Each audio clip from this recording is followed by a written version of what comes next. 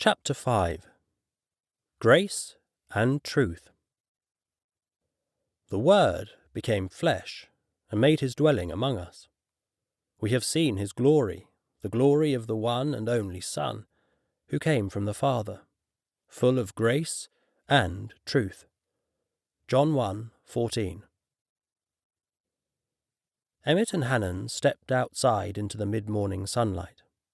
The air had already warmed up considerably, and the small intersection in front of their bakery was bustling with people buying and selling ingredients for their evening meals.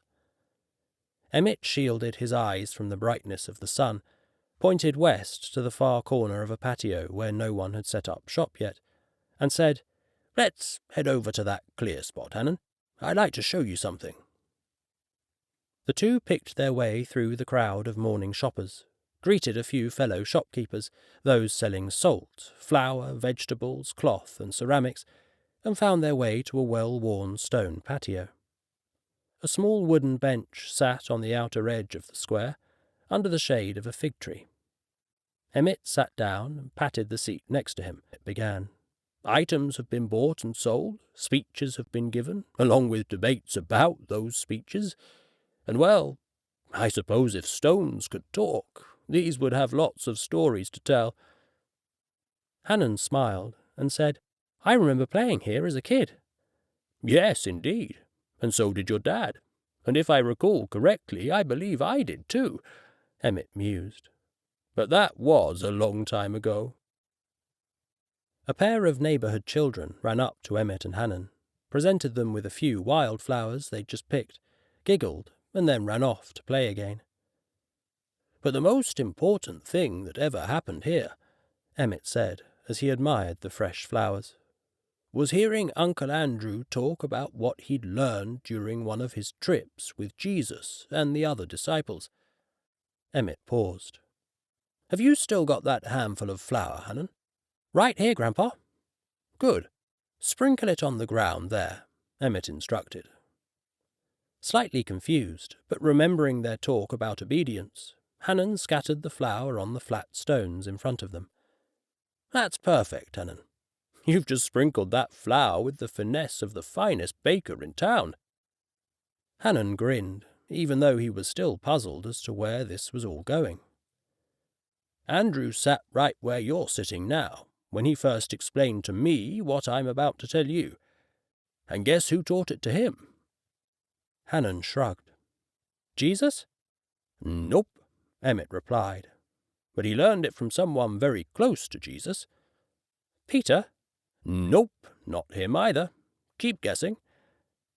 Hannon thought for a moment, then remembered the disciple who was described as the one Jesus loved. "Was it John?" "Yep.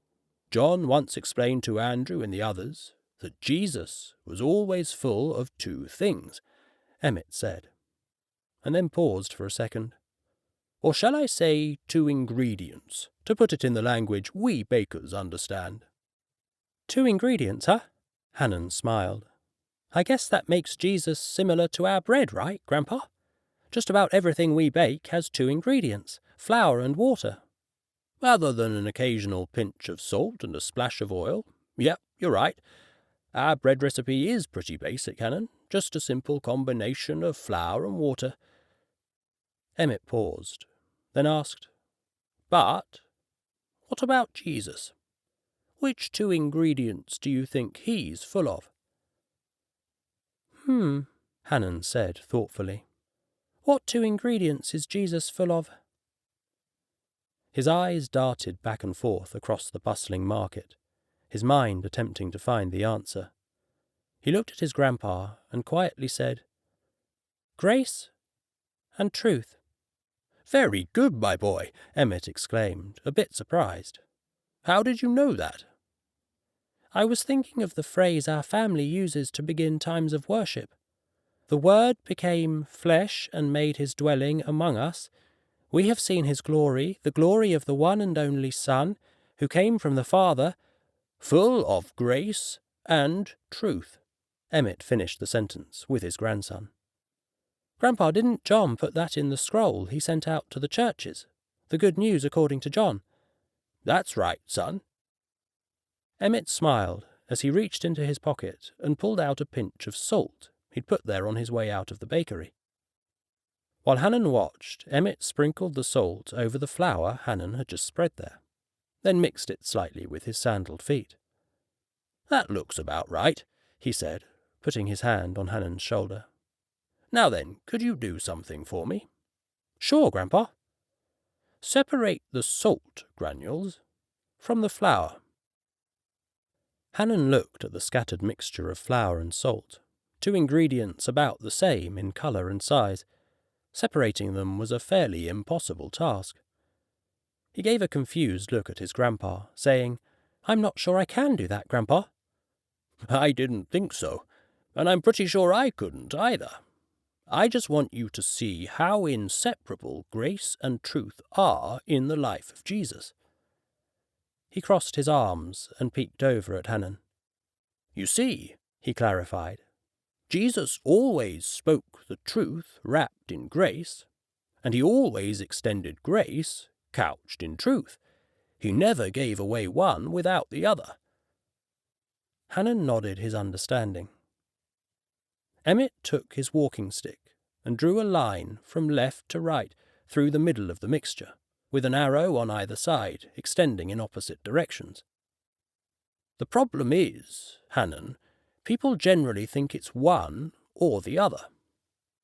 "What do you mean?"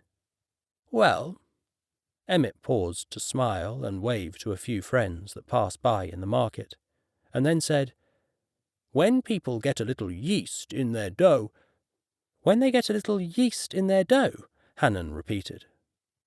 Emmett chuckled and then tapped himself on the forehead. "When their brains come under the influence of the Pharisees, Sadducees, and Herod." "Oh, I see," Hannon said slowly, attempting to understand, but still not fully grasping Emmett's meaning. Emmett tapped on the left side of the line. "When yeast gets in their dough, they tend to see Jesus as either full of grace," and then tapping on the right side, he said, "or they see him as full of truth, but they have difficulty seeing Jesus as full of both." Thinking for a moment, he attempted to clarify, "I guess you could say that they see Jesus as being a bit of a dichotomy. Do you know what that is?" Hannon began. "I think you're saying that the yeast makes people see grace and truth as being opposed to each other, like they're not compatible or something. Is that what you mean?" Emmett smiled with admiration at his grandson. "I think you might just be smarter than I was at your age." "I won't argue with that," Hannon beamed. Chuckling and shaking his head, Emmett continued, "But you're right, son. They see grace and truth as being diametrically opposed to one another, like two ends of a line extending in opposite directions that never meet." "But, Grandpa, don't the two ends of this line meet in the middle?" "Clever boy," Emmett said, as he patted Hannon on the back and looked down at the line. "Yes, I guess you could say this line meets itself in the middle." Emmett tapped the centre point of the line. "But if you're in the middle, you're not on one side or the other. You're just in the middle." Hannon caught on and finished the sentence with his grandfather. "And if you're in the middle," Emmett continued, "then you're not really full of grace or truth. You're just a weak mixture of half-truths and partial grace. And that's not what we know to be true of Jesus, is it?" "Right," Hannon asserted. "Jesus was full of both." "Yes," Emmett confirmed. "And it has to be both." "It does?" "Absolutely," Emmett replied. "You see, truth without grace doesn't set you free. It only makes you a slave. It becomes a hammer of destruction rather than the chisel of transformation God intended it to be." "I see," Hannon said. "And grace without truth?" "Grace without truth enables where it should empower," Emmett stated. "It enables you to continue in your same life-destroying sins, offering no encouragement to break free and walk in the light of God's truth." Hannon looked down and studied the mixture of flour and salt at their feet. I think I'm beginning to understand what you're saying. Emmett tapped on the left end of the line again. You see, Jesus demonstrated to us the full measure of grace. Emmett then tapped on the right end of the line. And Jesus spoke to us the full expression of truth. But how, Grandpa? Hannon asked, trying to imagine walking in truth and grace simultaneously. How was Jesus both extremes at once, but still not in the middle? Emmett asked, finishing Hannon's question as he stood. He used his foot to sweep away the mixture of flour and salt, erasing the image of the line. Because Jesus doesn't view them as being opposed to each other, Hannon. In Jesus, grace and truth are not only inseparable, they are also completely compatible. Looking at where the mixture had been, he said, Besides, Andrew showed me a much better way to draw this picture. Hannon looked up at his grandfather, and then down at the scattered mess of flour and salt now spread across the stone patio, hardly distinguishable from the dust of the ground. Well, aren't you going to show me the picture, Grandpa? Indeed I will. But, Emmett sighed, looking up toward the sun, I do believe that break time is over, and you've got more bread to bake. Let's continue back at the bakery.